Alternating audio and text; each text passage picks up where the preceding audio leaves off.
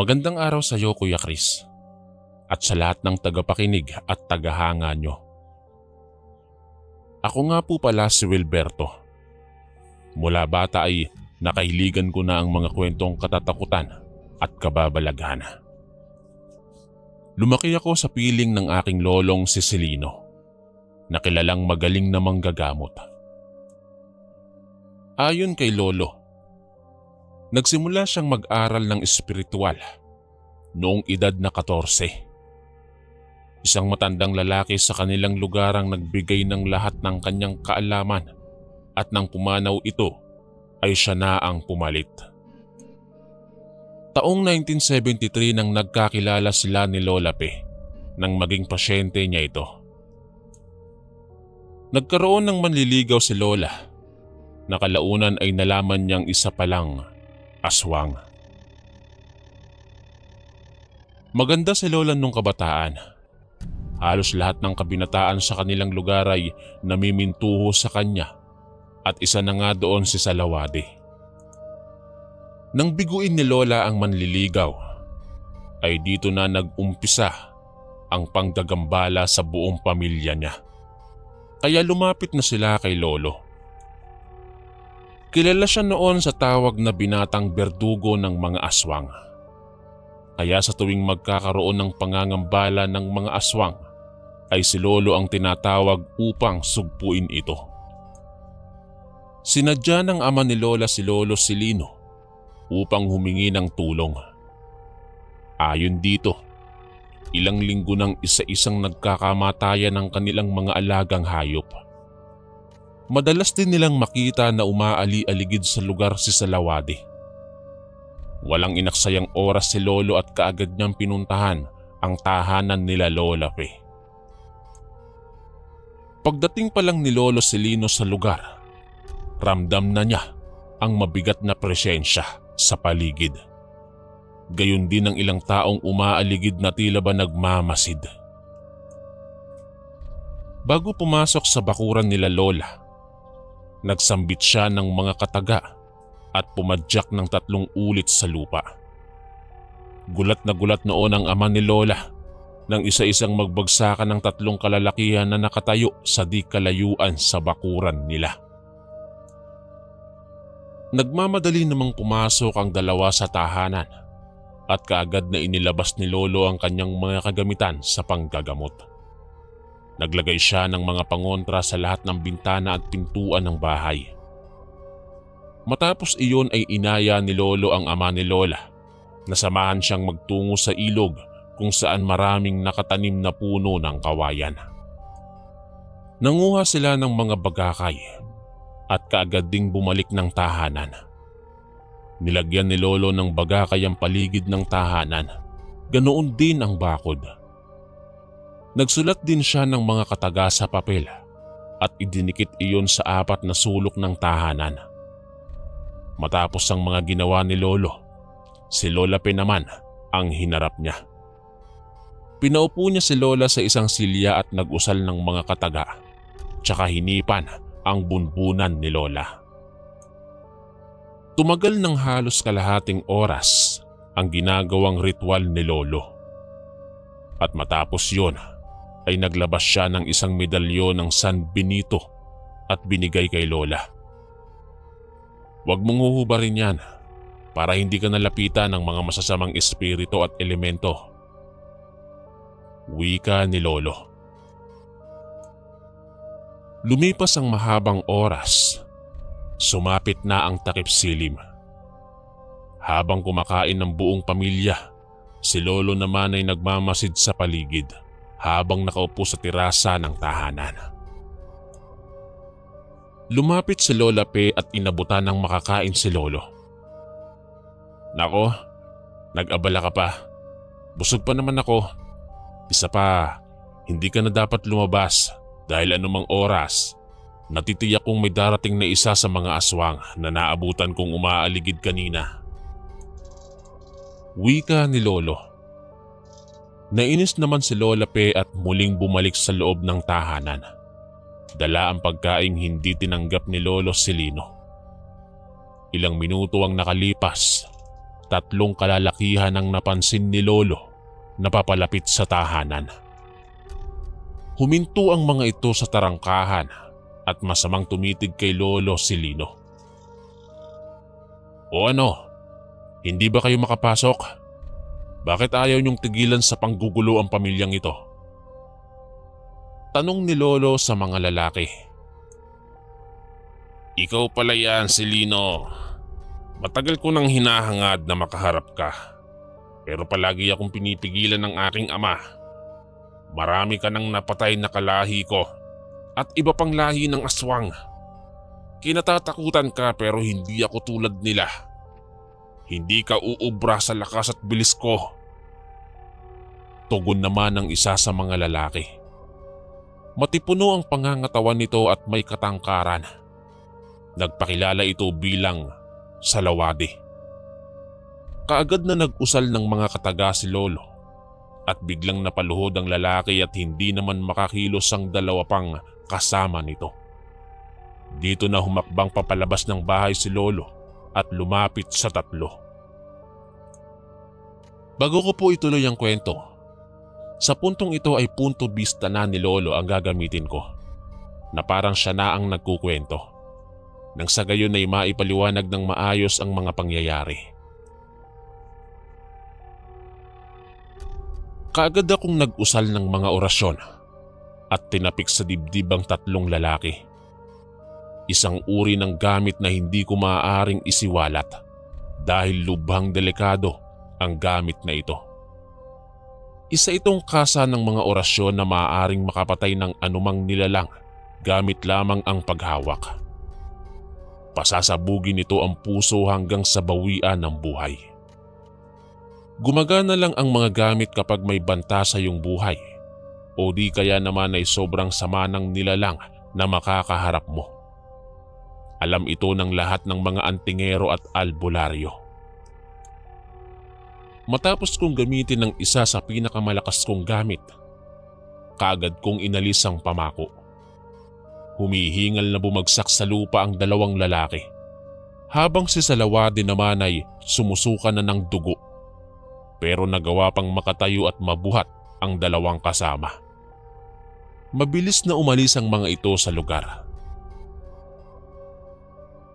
Nang pabalik na ako sa loob ng tahanan, nasalubong ko ang ama ni Pe. Nakita sa mukha ang takot at pag-aalala. "Silino, nakita kong bumagsak sa Salawade. Tiyak na hindi titigil ang mga kalahi niya hanggat hindi nakakaganti." Wika nito habang palit-palit na pinagsasalikop ang mga kamay. "Huwag kang mag-alala. Nalagyan ko ng tanda si Salawade. Madali kong malalaman ang kinaroroonan nila. At ngayong gabi, tinitiyak ko sa inyo na matitigil na ang panggugulo nila. Susundan ko ang mga aswang sa mismong lugar nila." Tugon ko sabay tapik sa balikat nito. Wala akong inaksayang oras at kaagad kong hinanda ang aking mga kagamitan. Iniwan ko sa kanila ang isang buntot pagi at isang botelya ng himag. Ang himag ay isang uri ng langis na mabisang pangontra sa mga aswang. Kaagad akong lumakad at sinundan ang bakas ng tandang ikinabit ko kay Salawade. Makalipas ang 2 oras na paglalakad, narating ko ang isang lugar na hindi ako pamilyar. Mula sa aking kinatatayuan, kita ko sa bandang ibaba ang ilang kabahayan na yari sa pawid at kawayan. May mga sulo sa harap ng mga bahay at sa hindi kalayuan ay nakatayo ang isang malaking tahanan na yari sa tabla. Ramdam ko ang presensya ni Salawade sa lugar, pero mahina na ito. Bago ako nagpatuloy sa paglalakad ay nag-usal ako ng malalakas na sabulag. Ilang sandali ang lumipas. Biglang may kung anong tumama sa aking tagiliran at nang kapain ko ito ay nakaramdam ako ng hapdi. Nagpalingalinga ako sa paligid pero wala akong makita. Kaagad kong inilabas ang punyal na yari sa tanso at nakiramdam ng maigi. Maya-maya pa, bigla akong natumba sa aking kinatatayuan at humapdi ang aking dalawang binti. Hindi ko ininda ang sakit at mabilis akong tumayo, pero muli akong tumumba ng may kung anong tumama sa aking sikmura. Halos hindi ako makahinga sa sobrang lakas ng pagkakatama sa akin. Ano, Silino? Hanggang dyan lang ba ang kaya mo?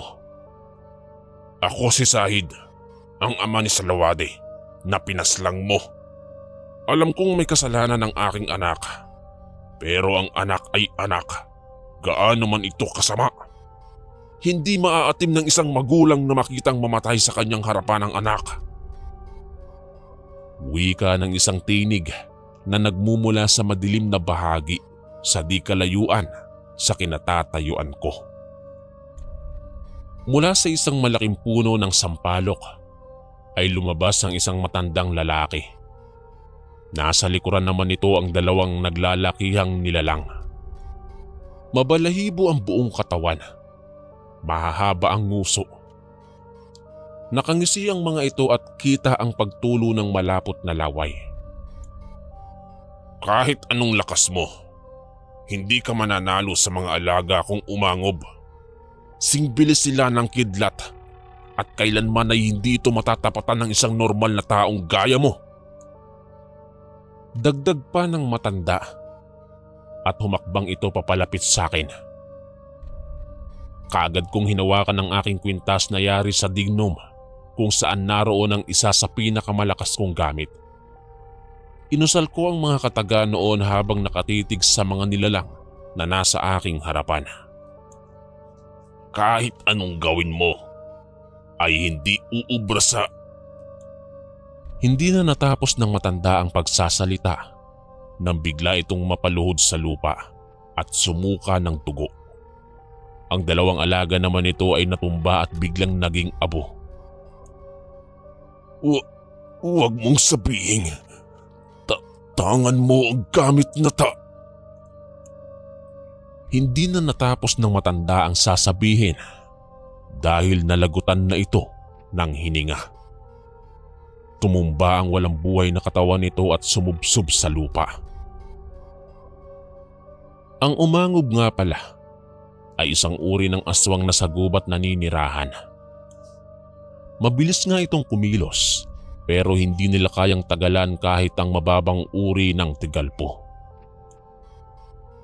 Napaupo ako sa lupa dala ng matinding pagod at pagkirot ng mga sugat na tinamuko. Nakiramdam akong muli sa paligid at hindi ko na nararamdaman ang presensya ni Salawade. Maaaring naghihingalo na ito bago pa man ako dumating sa lugar, kaya mahina na rin ang nararamdaman kong presensya niya. Ilang minuto ang lumipas. Isa-isang namatay ang mga sulo sa mga kabayan at nakarinig ako ng mga pag-angil na papalayo. Nanatili ako sa lugar hanggang sa sumikat ang araw. Nang magliwanag ay lumapit ako sa mga kabahayan. Wala na ang mga nakatira. Naging isang abandonadong sitio ang buong lugar. Nang magbalik ako sa tahanan nila Pe, ay kaagad akong sinalubong ng mag-anak. Ginamot ni Pe ang mga sugat ko at doon ko lang napansin ang kagandahang taglay ng dalaga. Simula ng araw na yon ay sinimulan ko ang panliligaw sa kanya. Makalipas ang 6 na buwang panunuyo ay sinagot ako ni Pe. Wala na rin akong nabalitaan tungkol sa panggagambala ng mga aswang at ang kanilang sitio ay nanatiling abandonado at kinatatakutan ng mga taong naninirahan malapit dito. Yan po ang kwento ng aking lolo Silino. Isang magaling na manggagamot at kinatatakutan ng mga aswang. Isa lang po ito sa mga kwento niya sa akin at marami pa po akong ikukwento sa inyo sa susunod na mga araw. Isang kasaysayan sa buhay ng isang manggagamot na hindi niya malilimutan. Isang pangyayari kung bakit niya nakilala ang aking lola Pe. Isang kakaibang galing ang ipinamalas sa atin ng aking lolo si Lino nang minsan siyang pumunta sa purok ng mga aswang. Hanggang dito na lang po, Kuya Chris. Sana ay mapasama ang kwentong ito sa mga ibabahagi mo sa iyong channel. More power and subscribers po at sana ay magustuhan ito ng mga tagapakinig. Muli, ito po si Wilberto, ang inyong kaistorya.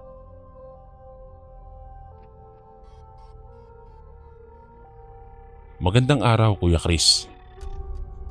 Itago niyo na lamang ako sa pangalang Noel, Tubong, Laguna.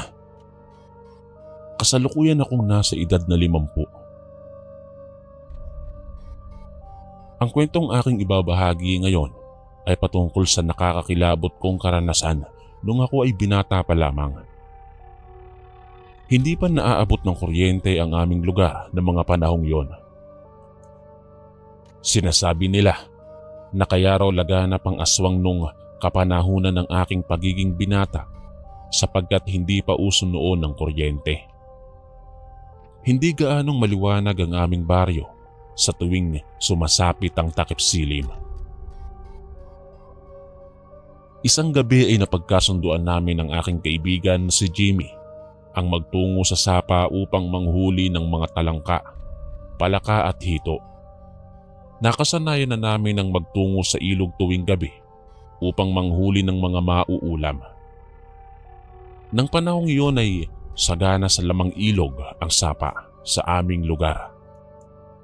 Narinig kong sumigaw ang aking ina mula roon sa bintana at tinatanong kung saan kami pupunta dahil gabi na. Hawak ang gasera ay inaaninag niya ako. Nang sandaling iyon ay nagulat ako sa biglang pagtawag ni inay. Tuloy, nabitiwan ko ang aking dalang timba. Nang mga sandaling yun kasi ay palihim kami ni Jimmy na lumalakad palayo sa aming bahay. Sino na naman ba yung kasama mo? Si Jimmy na naman? Baka mamaya hanapin na naman niya ng nanay niya. Talaga kayong mga bata kayo. Muling sigaw ni inay. Manguhuli lang po kami ng mauulam sa ilog. Sigaw kong tugon upang marinig ako ng aking ina. Kinuha ko ang nabitiwan kong timba at saka kumaripas ng takbo kasama si Jimmy. Isang lighter na may ilaw ang nagsilbing sulo namin ni Jimmy noon. Narinig ko pang sumigaw si inay na hindi ba kayo natatakot sa dilim. Subalit hindi na namin yun pinagtuunan ng pansin. Walang nagawa si inay upang pigilan kami. Sawa na kasi akong mag-ulam ng asin kaya naisipan namin ni Jimmy ang magtungo sa sapa. Marami mang usap-usapan na nababalot daw ng misteryo at kababalaghan ng sapa na aming pupuntahan. Subalit hindi iyon naging balakid lalo't nais kong makatikim ulit ng masarap-sarap na ulam. Ilang beses na kaming nagtutungo roon sa sapa, ngunit wala naman kaming napapansing kababalaghan. Mapupuno kaya natin tong timba? Tanong ko kay Jimmy, ngunit hindi siya sumang-ayon. Sa kalagitnaan ng aming paglalakad, ay tumahimik kaming dalawa. Sinuong namin ni Jimmy ang kakahuyan patungo sa gulod. Tanging huni ng mga kulisap at lawiswisan ng mga sanga ang aming naririnig ng mga oras na iyon. Sobrang payapa ng paligid. Ang malamig na simoy ng hangin ay pinatitindig ang aking mga balahibo sa braso at batok. Nasabik kami ni Jimmy nang maulinigan na namin ang agos ng ilog. Nangangahulugan lamang na malapit na kami sa lambak. Nang marating namin ang sapa ay binuklat namin ang ilang mga batong kaya ng aming mga braso. Marami kaming nahuli na mga talangka o mga alimango na malalaki. Gamit ang sibat na yari sa sirang payong ay nakahuli kami ng mga isda kagaya ng hito. Patuloy kaming naglakad ni Jimmy patungo sa itaas ng gulod. Sinuong namin kahit payaong gadibdib na lalim ng tubig. Nawili kami sa rami ng mga alimango at isda sa lugar. Nilapat namin na matatag ang aming mga paa upang hindi kami matisod sa mga bato. Ang daming dugo! Sigaw ni Jimmy nang mapansin niyang tila nagkulay pula ang agos ng tubig. Nung una ay inakala naming nagmumula lamang ang dugo sa mga isdang aming napapana. Subalit hindi pala. Tinakpan ko ang bibig ni Jimmy. Kaagad kaming nagtago sa isang malaking bato nung may nakita kaming estranghirong naroon sa aming unahan. Isang lalaking nakatalikod. Hindi ito umiimik. Bagkus ay dumadaing, umuungol na parang isang mabangis na hayop. Naglilinis siya ng kanyang katawan na sa tingin namin puno ng dugo. Bumilis sa pagtibok ang aking dibdib dahil sa makapigil hiningang tagpong iyon. Kapwa nanginginig ang buong sistema ng katawan namin ni Jimmy. Naisin man namin ang tumakbo ng mga oras na yon. Subalit hindi maaari dahil baka ay matunugan kami ng nakakatakot na lalaking yon. Ang dugong humalo sa ilog ay umagos din patungo sa pinagtataguan namin. Dumikit ang ilang kulay puti na mga pira-pirasong balat o maninipis na piraso ng karne sa aming mga binti. Pinigilan ko ang aking sarili na hindi masuka dahil kung magkataon ay tiyak na mapapansin kaagad kami. Nagkatitigan kami ni Jimmy matapos dalhin ng agos ang isang nakaririmarim na bituka sa mismong pwesto namin. Pilit kong pinapakalma ang aking kaibigan subalit hindi ako nagtagumpay. Sumigaw ito ng ubod lakas ng mayroong aswang at humihingi siya ng tulong. Dahilan para ako'y mataranta. Ang kanyang hiyaw ay waring nakipagtunggali sa dalisdis ng tubig sa ilog. Humalo lamang sa dilim ang sigaw ni Jimmy. Nag-echo ang kanyang boses sa buong lambak. Naghunihan ng mga ibong na bulabog na mas ikinatakot ko. Agad kong inihanda ang aking sarili sa pagtakbo. Kasalukuyan kasi akong nakatingin sa estranghirong lalaki ng mga oras na yon. Nasaksihan ko ang paglingon ng lalaki na labis kong ikinagulat. Hindi man gaanong malinaw ang kanyang wangis dahil madilim, pero bahagya ko pa ring naaaninag ang kakaiba at nakagigimbal nitong wangis. Kinapa ko sa aking likuran si Jimmy, ngunit kumaripas na pala siya. Sa sobra niyang tuliro ay paulit-ulit siyang dumagasa sa batuhan. Marahil ay aswang nga iyon, kaya kaagad na rin akong tumakbo. Nang mga sandaling iyon ay nilamon na ako ng takot. Nakatatak kasi sa aking isipan na kapag aswang ay kumakain ng mga lamang loob ng tao. Nabitiwan ko ang aking dalang timba. Ayokong maging hapunan ng isang aswang. Di bali na lang na mag-ulam ako ng asin basta makauwi lang ako ng buhay. Kagaya ni Jimmy ay paulit-ulit din akong nasungaba sa ilog. Dahil sa mga bato. Kung tutuusin ay naiinom ko na ang malansang tubig sa sapa. Habang tumatakbo ay dinig ko ang malakas na boses sa halimaw ng kaninang lalaki. Tila bang nakasunod siya sa amin. Hindi maiwasan naming dalawa ni Jimmy ang mapakapit sa isa't isa. Hingal at sigaw ang aming gawi habang tumatakbo pabalik sa aming dinaanan.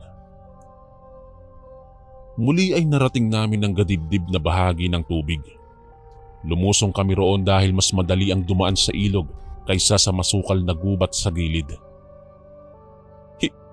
Hintayin mo ko! Nauutal na sambit ni Jimmy dahil nauna ako sa kanya na makarating sa mababaw na parte ng ilog. Gumagapang ang estranghirong lalaki doon sa tinakbuhan naming ilog hanggang sa lumangoy ito sa gadibdib na bahagi. Inabot ko ang kamay ni Jimmy dahil wala na siyang lakas na lumangoy ng mabilis. Ngunit hindi ko siya mahila papunta sa mababaw dahil hinihigit ng aswang ang kanyang paa sa ilalim ng tubig. Sa sobra ng balisang naramdaman ko, ay iwinaksi ko ang kamay ni Jimmy na nakakapit sa aking braso. Gusto ko nang makalayo sa lugar na iyon dahil ayaw ko pang mamatay. Subalit mahigpit ang kapit ni Jimmy. Nagmakaawa siya sa akin na huwag ko siyang iiwanan. Wala akong nagawa dahil kung hindi ko siya tutulungan ay baka mas lalo akong hindi makaalis doon, kaya nakipagbatakan ako sa aswang. Hindi ko maikakailang mas malakas ang puwersa ng aswang kaysa sa akin. Susuko na sana ako hanggang sa mapagtanto ko na may pana palang nakasabit sa aking likuran. Bumitaw si Jimmy sa aking braso. Pumailalim siya sa tubig. Gamit ang umaandap-andap na ilaw ng munting lighter ay hinagilap ko sa ilalim ng tubig ang aswang. Paulit-ulit kong tinatawag ang pangalan ni Jimmy dahil pumailalim siya sa tubig. Nagtilamsikan ng tubig dahil sa pagpupumiglas ng aking kaibigan. Maingat kong itinutok sa aswang ang dulo ng pana. Kinalkula ko ang pagitan upang tiyak na leeg ng aswang ang aking mapapana at hindi si Jimmy. Humalo ang dugo sa tubig nang mapakawalan ko ang pana. Tuliro ako ng mga oras na iyon dahil hindi ko batid kung sino ang aking natamaan. Maya-maya pa, laking tuwa ko nang umahon si Jimmy sa tubig. Naghihingalo siya at pagod na pagod. Kaagad ko siyang tinulungan na makaalis doon. Nakahinga ako ng maluwag sapagkat hindi ako nagkamali ng pagpana. Mas napanatag ang aking loob nang makaalis na kami ni Jimmy sa gulod. Akay-akay ko siya habang nagmamadali kaming umalis pa uwi. Ngunit sa kalagitnaan ng kakahuyan ay isang malaking aso ang sumusunod sa amin. Mabilis itong dumaan sa masukal na bahagi at humarang sa aming daraanan. May sa demonyo yata ang lugar na ito. Turan ko dahil hindi ako makapaniwala sa mga nasasaksihan ko ng gabing yon. Hindi na namin alam kung ano ang gagawin namin.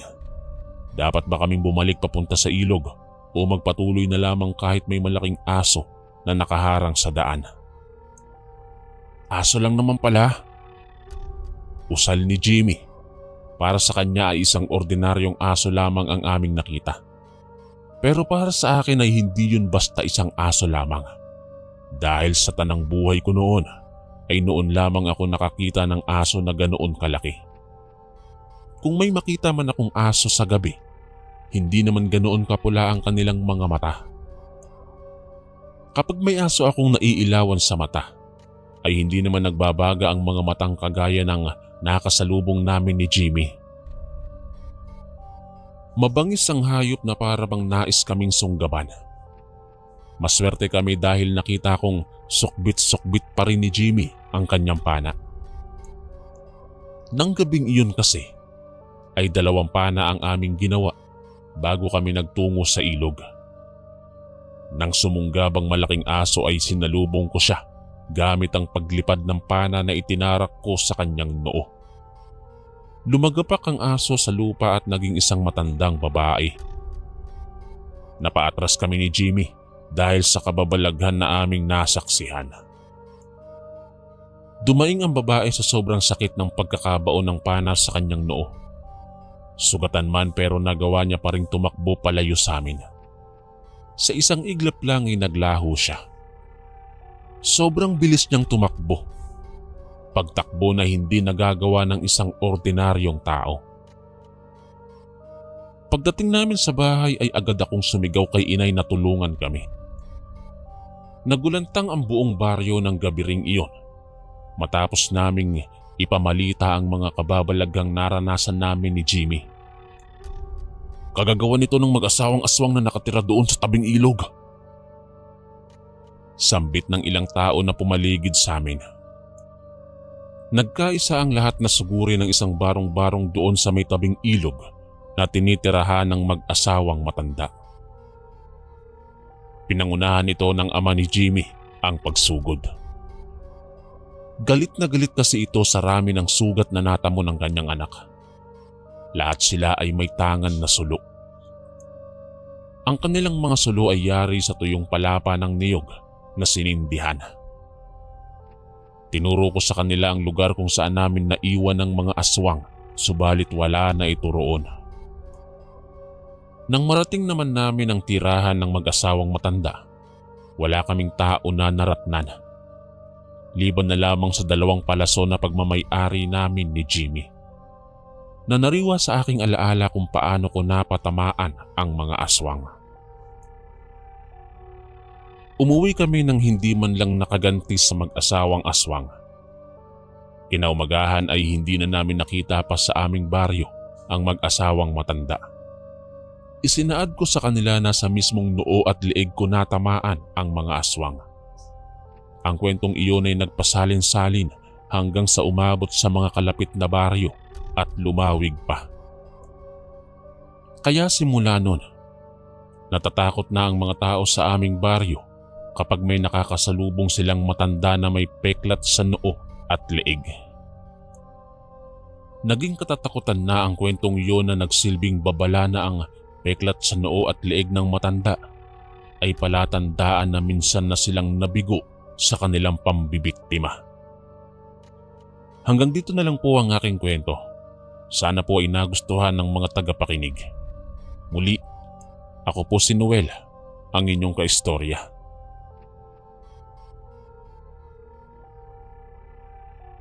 Magandang araw sa iyo, Kuya Chris, at sa lahat ng nakikinig sa channel nyo. Nakahiligan ko ang pakikinig ng mga horror stories dito sa YouTube dahil na rin sa aking apo. Ito rin kasi ang hilig niya at madalas ay sabay pa kaming nakikinig. Isa ang channel mo sa aming sinusubaybayan, kaya naman ay naisipan kong magbahagi din dito ng naiibang karanasan namin ng aking pinsan na si Kuya Almario. Tawagin mo na lang ako sa pangalang Otep. 60 taong gulang na ako ngayon at nangyari ang karanasan naming ito taong 1978. Matanda sa akin si Kuya Almario ng 5 taon. Pinsan ko siya sa mother side. Nag-iisa siyang anak ng panganay na kapatid ni Mama. Isang magtutuba si Kuya Almario at dito siya kumukuha ng pinangtutustos niya sa inang may sakit na tuberculosis. Dito din sila kumukuha ng pinambibili nilang mag-ina ng makakain. Solong anak si Kuya Almario at pumanaw na ang ama sa kaparehong sakit ng kanyang ina. Magkalayo ang tinitirhan namin ni Kuya Almario. Nasa bayan ang aming pamilya at siya naman ay nasa bukid. Ang bukid sa amin ay hindi katulad ng bukid sa kapatagan. Nasa gilid ito ng kabundukan kung saan nakatanim ang mga niyog, lansones, marang, durian at iba pang prutas at gulay. Sa tuwing bakasyon, madalas akong magpaalam sa mga magulang ko upang doon muna mamalagi kila Kuya Almario. Sa lahat kasi ng pinsan ko, sa kanya lang ako malapit. Bukod kasi sa mabait ito, ay marami din akong natututunan sa kanya pagdating sa iba't ibang hayop sa gubat.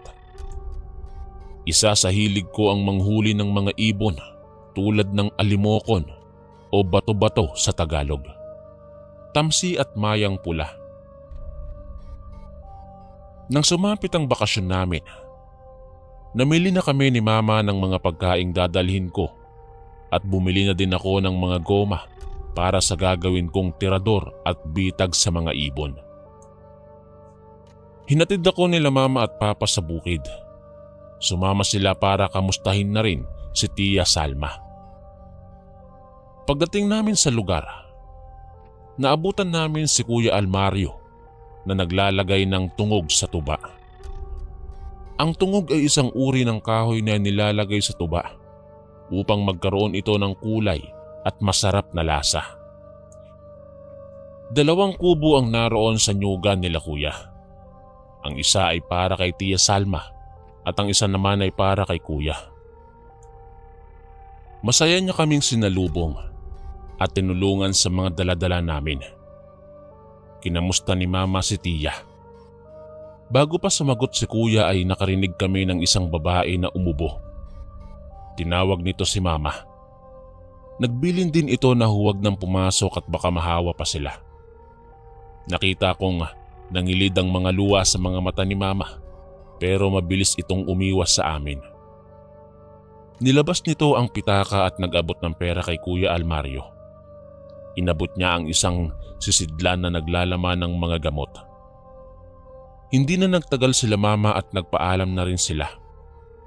Pinaalalahanan pa ako na magtino at huwag magpasaway. Unang gabi ko sa lugar, napakaraming kwento ni Kuya Almario sa akin tungkol sa mga ibon. Marami daw nagpupugad na alimokon sa isang malaking puno ng durian nila at may pugad din daw ng loro sa mataas na puno ng mahogani. Natuwa ako sa mga sinabi ni Kuya. Nangako naman siya na pagkatapos niyang mag-deliver ng mga tuba kinabukasan ay sasamahan niya akong manghuli ng mga ibon. Kinabukasan nga ay maaga kaming umalis ni Kuya para ibaba sa bagsakan ng 5 container ng tuba. Isinakay namin iyon sa karitong hila ng kalabaw. Habang naglalakad pababa, aliw na aliw ako sa madaming mayang pula na nagliliparan sa daan, kaya hindi ko naramdaman ang pagod sa paglalakad. Pagdating namin sa bagsakan ng tuba, may isang matandang lalaki ang nauna sa amin. May dala din itong container ng tuba at may mga tao nang namimili dito. Nang makita kami ng ibang kakilala ni Kuya Almario, kaagad itong nagsilapit sa amin at kanya-kanyang kuha ng mga sisidlan. Kaagad na naubos ang mga tubang paninda ni Kuya. Bago kami umuwi ay nagmeryenda muna kami at namahinga sandali. Habang nagkukwentuhan kami ni Kuya, lumapit yung matandang nagbebenta ng tuba.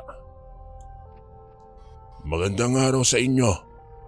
Hihingi sana ako ng pasensya sa inyo kung dito din ako nagbagsak ng mga paninda kong tuba. Medyo matumal na kasi ang bentahan doon sa lugar namin kaya naganap ako ng ibang mapagbebentahan. Wika nito sa amin ni Kuya. Tumayo naman si Kuya Almario at nginitian ang matanda. Naku, wala ho yun. Saan ho ba kayo nakatira? Sagot ni Kuya. Sumagot naman ng matanda na sa kabilang barangay lang daw ito nakatira at nagpakilalang Uro. Ilang minuto lang itong nakipag-usap sa amin at kaagad ding nagpaalam. Hindi pa kasi nauubos ang mga paninda nitong tuba. Habang papaalis kami sa lugar, muli kong nilingon ng matanda at nakita ko itong nakikipag-usap sa mga taong naroon. Nang sumulyap ito sa amin ay bigla akong nakaramdam ng kaba. Pagbalik namin ay gumawa si Kuya ng mga bitag para sa manok na ligaw at alimukon. Pagdating ng hapon, binisita namin ang mga bitag at tuwang-tuwa si Kuya dahil halos lahat ay may huli. 2 manok na lalaki at 10 alimukon ang dala namin pag-uwi. Pagdating sa bahay, narinig kong umubo na naman si Tia Salma. Tinawag nito si Kuya Almario at humingi ng tubig. Kaagad na nagsaing si Kuya at ako naman ay nilinis na ang mga alimokon dahil iyon ang gagawin naming ulam. Nang maluto ay sabay na kaming kumain. Nang sumapit ang 7:00 ng gabi, ito ang oras na pinakahihintay ko. Ganitong oras kasi kami nanghuhuli ng mayang pula. Malapit lang sa bahay nila Kuya Almario ang tinutulugan ng mga ibon. Dala ang lambat, ihahagis namin iyon sa malalagong talahiban. Nagpaalam kami kay Tia Salma bago umalis. Pagdating namin sa lugar, dahan-dahan kaming lumapit sa talahiban at ubod lakas na inihagis ni Kuya ang lambat. Napakaraming mayang pula ang nakulong, kaya naman ay tuwang-tuwa ako. Kaagad naming nilagay sa kulungan ng mga maya. Nang papauwi na kami, nakakita ako ng imahe ng tao sa isang puno ng niyog. Itinuro ko yun kay Kuya. Tinanlawan niya ng flashlight pero wala namang tao roon. Nagpatuloy kami sa paglalakad papauwi nang biglang narinig namin na sumigaw si Tia Salma. Nagmadali na kami ni Kuya Almario at pagdating sa bahay, nakita namin ni Kuya ang isang taong hubot-hubad. Tumalon ito mula sa bintana ng kubo ni Tia Salma. Sinigawan iyon ni Kuya at dali-daling hinugot ang itak na nakasuot sa tagiliran niya. Napakabilis kumilos ng tao. Tumakbo ito gamit ang dalawang kamay at paa. Pumasok iyon sa kasukalan kaya hindi na sinundan pa ni Kuya. Kaagad naman siyang pumasok sa kubo ni Tia Salma at tinanong kung ayos lang ba ito. Ayon kay Tia, nagulat daw siya nang makitang may taong nakatitig sa kanya. Tumutulo daw ang laway at nakalawit ang mahabang dila. Hindi kami nakatulog ng gabing yon dahil pinakikiramdaman namin kung babalik ba yung tao. Lumipas ang 3 araw ay hindi na muling nagpakita ang nilalang. Nang sumunod na araw, muli kaming nagbaba ng mga tuba. Nang araw na yon, naroon na naman si Mang Uro. Kumakaway ito sa amin at nakangiting sumalubong. Kinamusta kami nito at sinabing nauna na naman daw siya.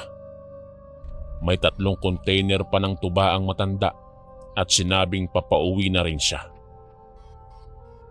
Nang ibaba namin ang 5 container na tuba, kaagad itong binili ng mga suki ni Kuya Almario.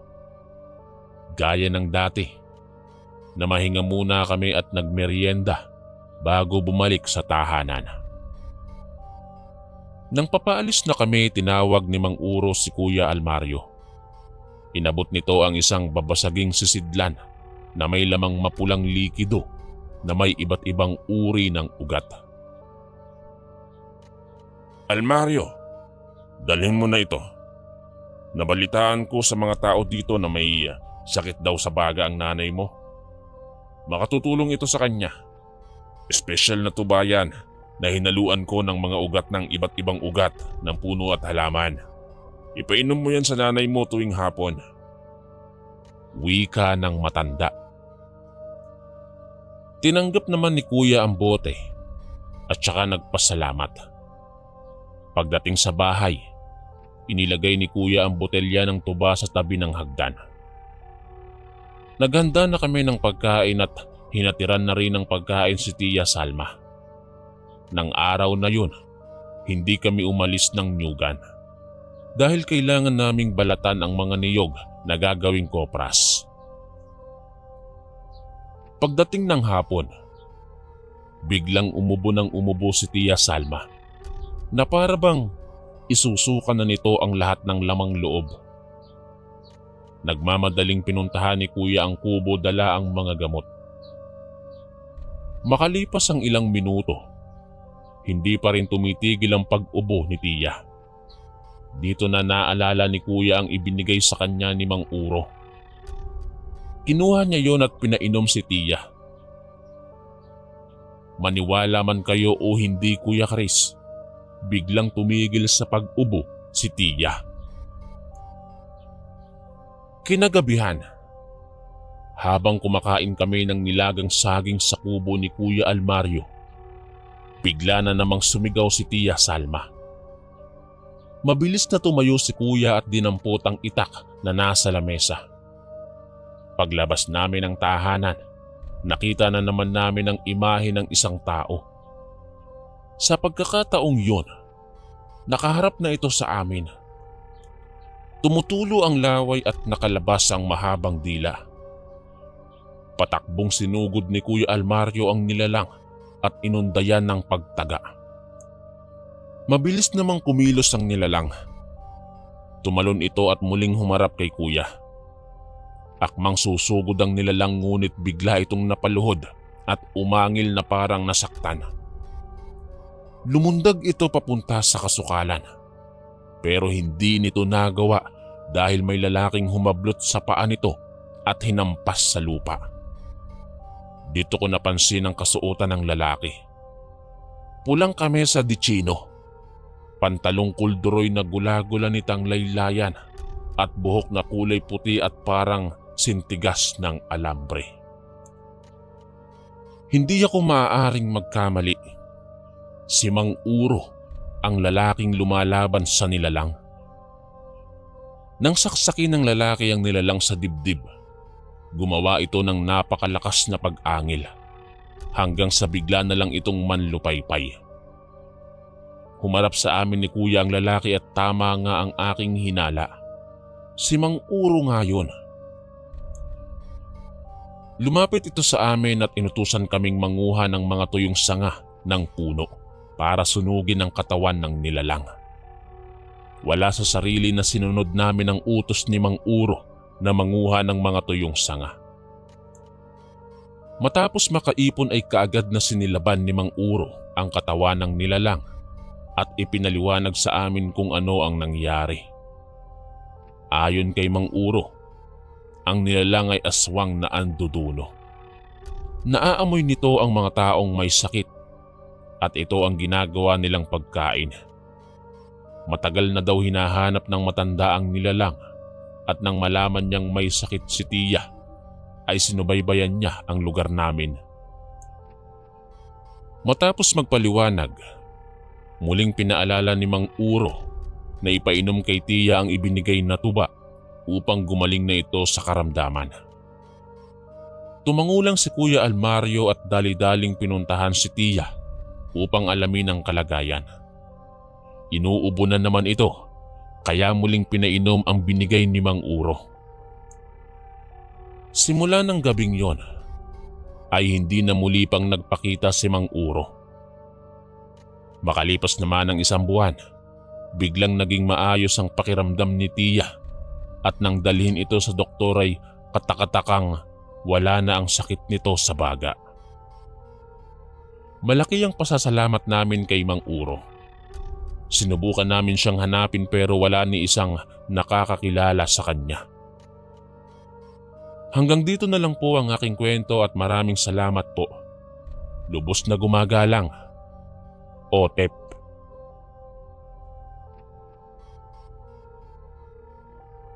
Isang mapagpalang araw sa iyo, Kuya Chris, at sa lahat ng tagapakinig. Ako nga po pala si Adamson. Ibabahagi ko po sa inyo ang kwento tungkol sa aking 2 lolo na itago natin sa pangalang Lolo Rumeng, isang magaling na albularyo at siyang nagpalaki sa akin. Ang isa naman ay si Lolo Victor, na pinsang buo naman ni Lolo Rumeng na isa ring albularyo, pero sa katabing baryo ito nakatira. Kapwa magagaling na manggagamot ang dalawa at iisa lang ang naging maestro nila. Ito ang lolo ko sa tuhod na si Lolo Procopio. Taong 1990, nagkaroon ng hidwaan sila Lolo Rumeng at Lolo Victor nang dahil sa isang pasyente na hindi napagaling ni Lolo Victor. Binarang ang pasyente at dahil sa kapabayaan ay kamuntik pa itong mamatay. Sumugod noon sa bahay ni Lolo Rumeng si Lolo Victor at pinagsalitaan ng kung ano-anong masasakit na paratang sa harap mismo ng mga nagpapagamot. Hindi naman lumaban si Lolo Rumeng at kinausap na lang ng sarilinan ang pinsan upang hindi na lumaki pa ang gulo. Pero hindi nakinig si Lolo Victor, bagkus ay nagbanta pa ito na pagsisisihan ni Lolo Rumeng ang ginawa nitong pamamahiya sa kanya.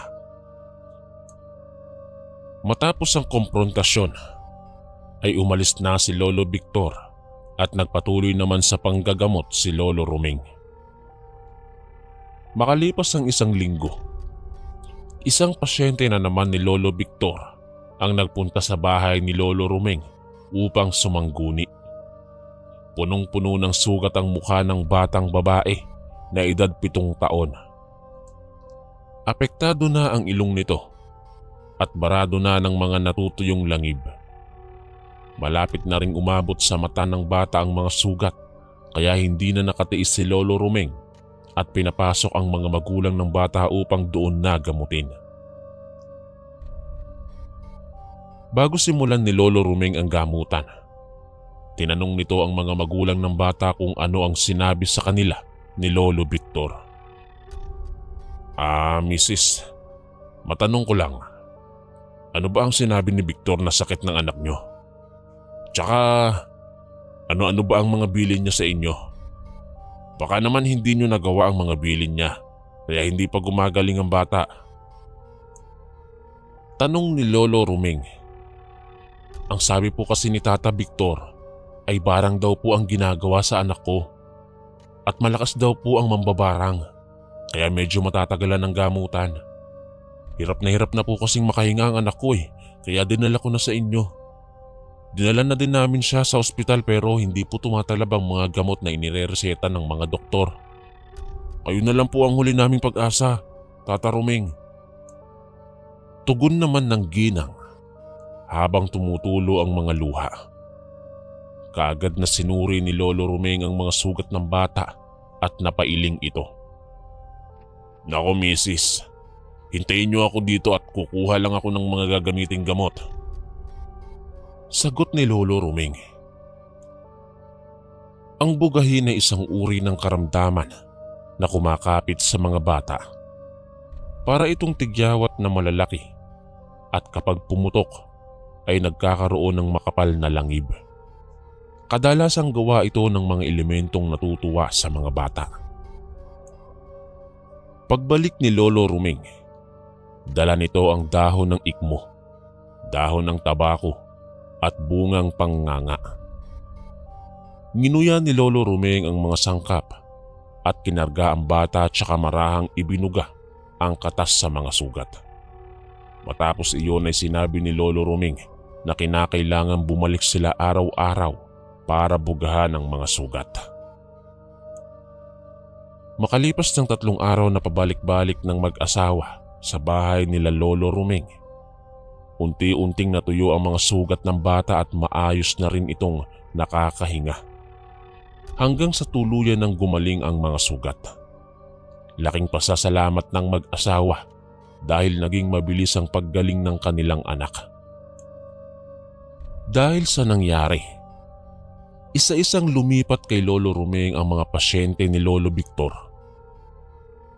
Dito na nag-umpisa ang mas malalang sigalot sa pagitan ng aking 2 lolo. Dahil hindi matanggap ni Lolo Victor na mas naungusan na siya ni Lolo Ruming. Isang partikular na araw, napakahaba ng pila ng mga nagpapagamot kay Lolo Ruming nang biglang dumating si Lolo Victor. Nasa labas lang ito ng bakod at pinapanood ang mga ginagawa ni Lolo Ruming. Ilang sandali pa ay pumasok na ito at tinitigan ng masama si Lolo Ruming. Napakayabang mo talaga. Bakit mo ako sinisiraan sa mga tao? Ano bang gusto mong mangyari, Ruming? Ikaw lang ang kilalanin at tingalain ng mga tao. Swapang ka. Makikita mo ang hinahanap mo. Wika ni Lolo Victor habang dinuduro-duro nito si Lolo Ruming. Makalipas ang 2 linggo, biglang nawala sa kanila si Lolo Victor. Nagpunta sa bahay ni Lolo Ruming ang isa sa mga anak nito na itago natin sa pangalang Tito Joseph. Tinanong niya si Lolo kung alam ba nito kung saan nagpunta ang kanyang ama. Tito, wala ho bang nasabi si tatay sa inyo kung saan siya pupunta? Magdadalawang linggo na po kasing hindi umuwi sa bahay Nag-aalala na kami sa kanya. Tanong ni Tito Joseph. Naku anak, hindi ko alam kung saan maaaring nagpunta ang tatay mo. Katunayan ay galing siya dito nung nakaraang linggo. Galit na galit sa akin at pinagbibintangan akong sinisiraan ko daw siya sa mga pasyente niya. Sagot naman ni Lolo Ruming. Humingi ng pasensya si Tito Joseph sa mga sinabi ng ama at saka ito nagpaalam. Susubukan daw niya itong hanapin sa ibang kakilala nito. Lumipas pa ang 3 araw Habang nanggagamot si Lolo Ruming ay bigla itong bumagsak at nawalan ng malay. Ang buong akala namin ay dahil lang sa pagod, kaya pinakiusapan namin ang ilang pasyente na bumalik na lang kapag maayos na muli ang lagay ni Lolo. Dito na nag-umpisa ang mga kakaibang pangyayaring nagpahirap ng sobra kay Lolo Ruming, Kuya Chris. Nang sumunod na araw, hindi na ito halos makabangon. Hindi na rin makakain at hindi makatulog. Nakakapagsalita pa naman siya pero tuwing sasapit ang 6:00 ng hapon ay namimilipit siya sa sakit ng ulo. Dinala namin siya sa doktor pero normal naman ang resulta ng check-up. Lumipas pa ang 1 linggo at bumagsak na ng todo ang katawan ni Lolo Ruming. Doon na kami sumangguni sa ibang manggagamot. Tiyempo namang naroon sa lugar ang isa pa nitong kamag-anak na manggagamot. Itago natin siya sa pangalang Tita Delia. Sinundo namin siya sa bayan at sinabi ang nangyari. Kaagad naman itong sumama sa amin upang matignan ang sitwasyon ni Lolo. Pagpasok nito sa loob ng silid kung saan nakahiga si Lolo, kaagad nitong hinawakan ng magkabilang pulso at pinakiramdaman.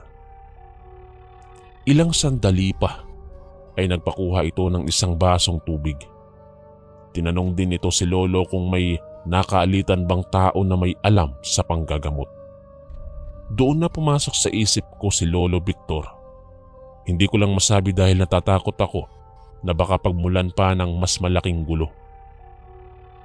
Nang iabot ko kay Tita Delia ang 1 basong tubig, nag-usal ito ng mga orasyon at umihip sa tubig. Umihip din siya sa ulo ni Lolo at saka ipinainom ang tubig. Nang makainom si Lolo, tinanong ni Tita kung ano ang lasa. Nang sabihin ni Lolo na matamis, napamura si Tita at sinabing kapwa niya albularyo ang may gawa nun sa kanya. Maaaring alam nito kung paano basagin ang poder niya, kaya nagawang makapasok ng atake. Ilang minuto ang nakalipas, inutusan ako ni Lolo na kunin ng maliit na kahon sa ilalim ng kanyang aparador. Dali-dali naman akong sumunod at pag-abot ko ay binuksan yun ni Tita. May 2 libreta doon, 1 kulay itim at 1 kulay berde. May mga medalyon din na kakaiba ang hugis at itsura. Muling nag-usal ng mga orasyon si Tita at hinipan si Lolo mula ulo hanggang paa ng 3 beses. Pagkatapos ay nagsindi ito ng insenso at inilagay sa ilalim ng papag na hinihigaan ni Lolo. Makalipas lang ang 1 oras, gulat na gulat ako nang makagalaw na ang mga braso ni Lolo. Hiningi niya ang libretang kulay itim. Pinalabas nila ako ng kwarto, kaya hindi ko na alam ang mga sumunod na nangyari. Makalipas ang 3 oras ay lumabas si Tia Delia at nagpaalam na ito para umuwi. Sinilip ko naman si Lolo at nanlaki ang mga mata ko dahil nakita akong nakaupo ito sa gilid ng papag habang hinihimas ang dibdib. Lumipas pa ang 3 araw. Tuluyan nang nakabawi ng lakas si Lolo Ruming. Hindi pa rin siya bumabalik sa panggagamot dahil hindi pa raw sapat ang kanyang lakas. Dito ko na siya tinanong kung ano ba talaga ang nangyari. Sinabi niya sa akin na si Lolo Victor ang may gawa ng kanyang pagkakasakit. Nung una ay ayaw niyang paniwalaan ang kanyang mga gabay, pero nang dahil sa naging lasa ng tubig, tsaka lang niya nakumpirma na si Lolo Victor nga ang may kagagawan. Ang pamamaraang ginawa ni Lola Delia ay isang mabisang pamamaraan upang malaman ang sakit ng isang tao. Kapag naging mabaho at naglasang burak, ito ay barang. Kapag naging mapait at sobrang sama ng lasa, ito ay kulam. Kapag naging matamis naman ang tubig, indikasyon yon na aral ng kanan o panggagamot ang ginamit para bigyan ng sakit ang isang tao.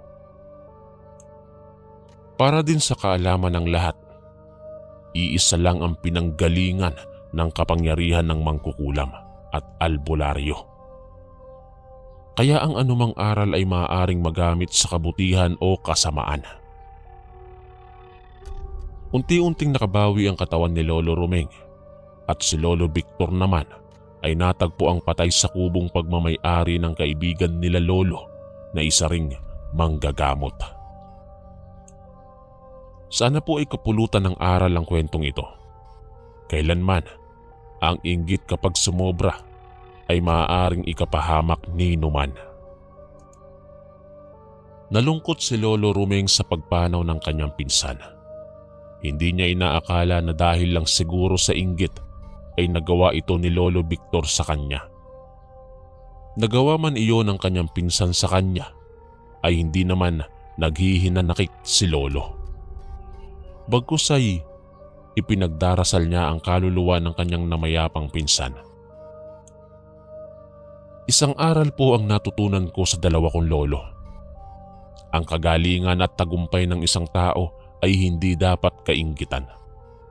Bagkus ay dapat maging masaya para sa kanyang narating. Ang inggit ay magdudulot ng masamang epekto sa iyong buhay. Ito ang magdidiin pa sa iyo upang ikaw ay bumagsak. Kahit walang kapatawaran ang ginawa ni Lolo Victor kay Lolo Rumeng, ay parang bulalang ito ng naglaho at binaliwala ni Lolo Rumeng. Mas lalo pang dumami ang nagpapagamot sa aking Lolo Rumeng hanggang sa pumanaw na rin ito dahil sa kanyang katandaan. Hindi naman doon nagtapos ang kwento, sapagkat habang nanggagamot ang aking lolo ay kaagapay niya ako sa kanyang ginagawa. Kung kaya't hindi kalaunan ay natutunan ko ring lahat at maging ako ngayon ay naging ganap na manggagamot. Isang kasaysayan sa aming buhay ang hindi ko makakalimutan. Kaya po ako sumulat sa inyo, Kuya Chris. Isang pangyayaring hindi ko akalaing magaganap sa isang albularyo laban sa isang albularyo. Hanggang dito na lang po ang aking kwento at sana po ay mapili nyo itong basahin sa mga susunod na araw. Isang magandang umaga po sa lahat ng kaistorya na nakikinig ngayon. More power po sa inyong channel. Lubos na gumagalang, Adamson. Maraming salamat po mga kaistorya sa pakikinig. At kita-kits po ulit bukas para sa isa na namang nakakatakot na kwento. Ito po si Kuya Chris, ang inyong kaistorya. God bless po at ingat po lagi.